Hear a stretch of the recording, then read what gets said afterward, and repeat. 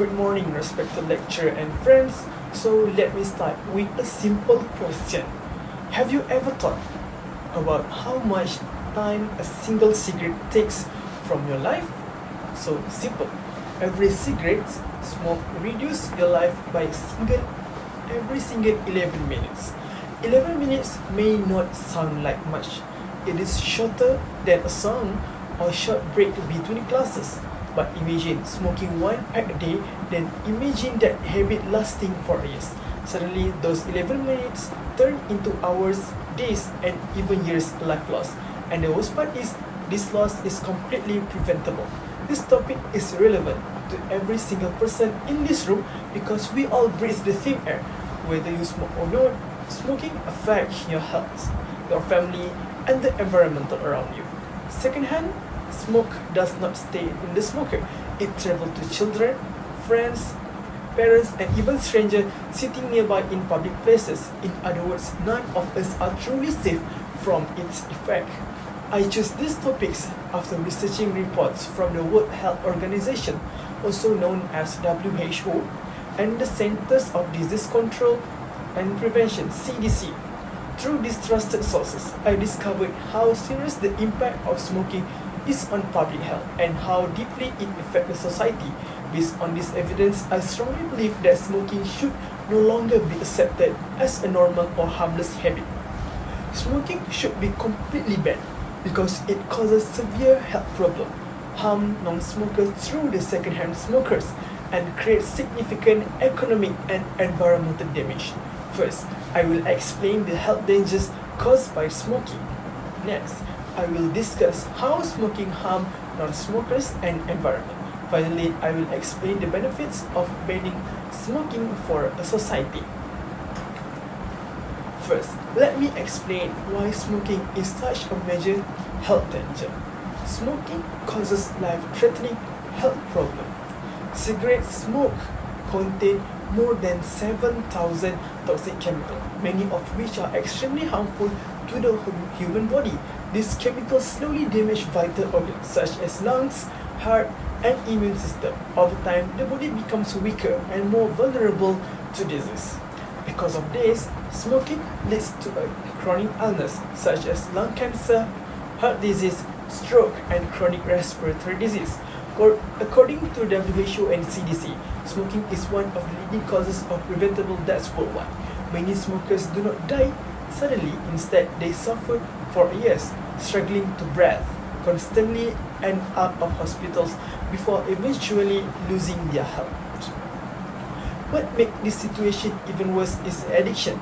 Nicotine creates dependency, making it extremely difficult for smokers to quit, even when they know the dangers. This clearly shows that smoking is just not a personal choice, it is a serious public health issue that requires strong action from the society.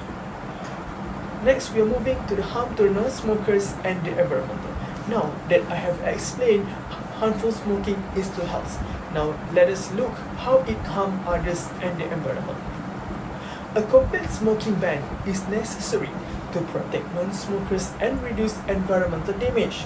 Non-smokers, including children, families, and pregnant women, are exposed to second-hand smokes every day. These smokes contain the same deadly toxin inhaled by the smokers. As a result, non-smokers face higher risk of asthma, lung infection, heart disease, and other serious health problems. Children also especially vulnerable because their lungs are still developing. They cannot choose where to go or what air to breathe. They are forced to inhale polluted air because by adults who smoke around them. This is not only dangerous, it is actually deeply unfair. Smoking also causes serious environmental damage. Cigarette butts are most littered item in the world. They are found on the streets, beaches, rivers, and even in the ocean. These butts take years to decompose and release harmful chemicals into the soil and water, endangering animal and ecosystem. A smoking ban would significantly reduce this form of pollution. Now let's moving on to the benefits of banning smoking. The smoking ban that I just described how would bring many benefits to the society. Firstly, banning smoking should greatly improve the public health. fewer people would suffer from the smoking-related disease, which means fewer hospital admissions and lower medical costs. The government could then use these resources to improve the education, public services, and healthcare system. Secondly, we are moving on to the banning smoking would result in a cleaner air and healthier environment. Public spaces would be safer and more comfortable for everyone. People would more feel confident bringing their children to a park, restaurant, and public areas. Healthier workers would also mean better workplace productivity and improve the quality of life. Overall, a complete smoking ban would help create a safer and cleaner, healthier society for both present and future generations. So, in the conclusion of our topic today, as we come to the end of the speech, let us remember the real cost of smoking, not just in money but in life, health, and environmental damage.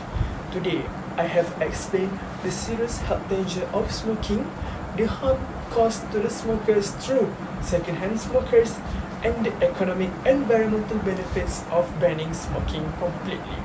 Smoking does not only affect the smokers, it affects all of us. Therefore, I urge all of you to support a complete ban of smoking, advocate for smoke-free public areas, and help spread awareness about the dangers of tobacco. Every single action can lead to the biggest changes. I would like to end this speech with a reminder: a smoke-free world is not just a dream, it's a decision. Together, we can choose the cleaner, healthier air, communities, and a safer future. Thank you.